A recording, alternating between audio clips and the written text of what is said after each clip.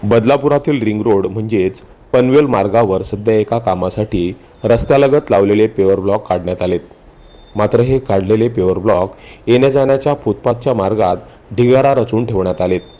दूरपर्यंत फुटपाथवर ठेवण्यात आलेल्या या पेवर ब्लॉकमुळे नागरिकांना धड चालणं देखील मुश्किल झालंय। त्यामुळे इथे काम करणाऱ्या ठेकेदाराच्या विरोधात संताप व्यक्त केला जातोय। जलवाहिनीच्या कामासाठी हे पेवर ब्लॉक काढण्यात आल्याची माहिती मिळते आहे।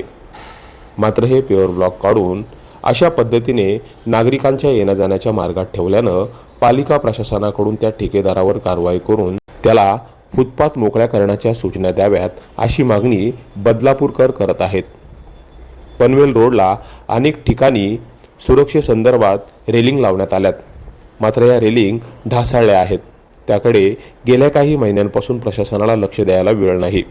त्यामुळे प्रशासनाच्या विरोधात बदलापूरकरांची नाराजी वाढली आहे। विशेष म्हणजे या रेलिंगमुळे अपघात कमी होतात। असं असताना प्रशासन का लक्ष देत नाही असा सवाल उपस्थित होतोय।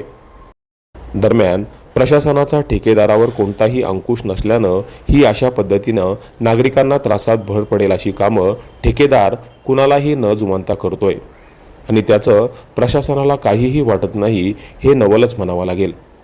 Public media, Badlapur.